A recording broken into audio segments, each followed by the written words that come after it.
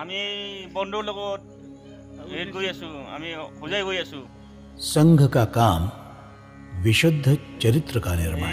सर्वोक स्टेशनत हिंदू अर्थात भारतीय संस्कृति में जो कुछ भी सर्वोत्तम है उसका पुनरुज्जीवन तथा उसकी दृढ़ नींव पर लोगों को बंधुत्व के दृढ़ सूत्र में बांधने के हेतु संघ की स्थापना हुई और यही कार्य राष्ट्रीय स्वयंसेवक संघ करता आया है। हमारी एक समान परंपरा है तथा हमारी इन सभी बाह्य विभिन्नताओं के मूल में भी आंतरिक एकता है।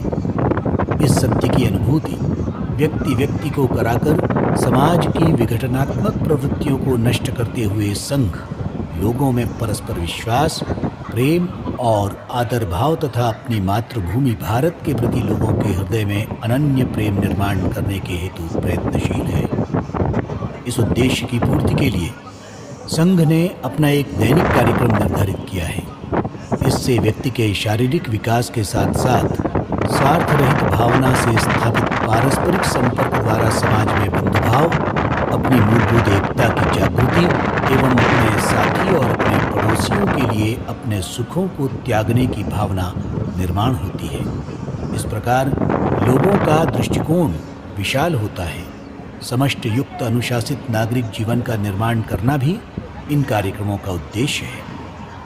संक्षेप में राष्ट्रीय स्वयंसेवक संघ मातृभूमि तथा अपनी संस्कृति के प्रति अनन्य श्रद्धा, सुदृढ़ चरित्र एवं अपनी मूलभूत एकता की अनुभूति के आधार पर लोगों में निस्वार्थ सेवा की भावना निर्माण करना चाहता है, वो भी कुछ काल विशेष अथवा किसी संकुचित उद्देश्य सिद्धि के हेतु या किसी नीति विशेष के रूप में नहीं। राष्ट्रीय स्वयंसेवक संघ सभी वर्तमान समस्याओं की ओर इसी दृष्टिकोण से देखता है। वो अनुभव करता है कि भाषा के आधार पर प्रांतों के पुनर्निर्माण तथा प्रांतों की स्वायत्तता के सिद्धांत के कारण भारतवर्ष केवल विभिन्न घटक प्रांतों का एक संघ राज्य मात्र होगा, जिसके अनुसार प्रत्येक घटक यदि चाहेगा तो संघ राज्य से पृथक भी हो सकेगा। इस सिद्धांत पर अत्यधिक बल देने से निश्चित ही तीव्र एवं कटु मतभेद उत्पन्न होने की आशंका है।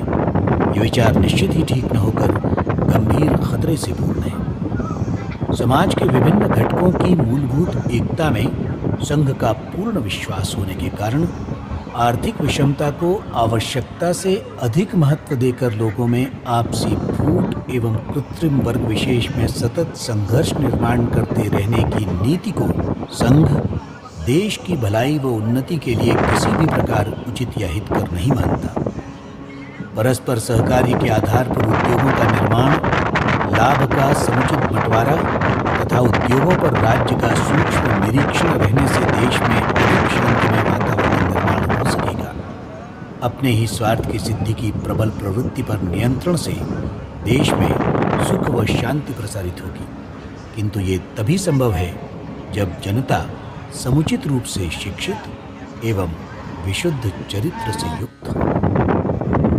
कोटि बाहु में शक्ति सीखी, कोटि प्राण में भक्ति सीखी, कोटि कोटि कंठों में गुंजित मधुर मधुर जय गान देश का, जय गान देश का।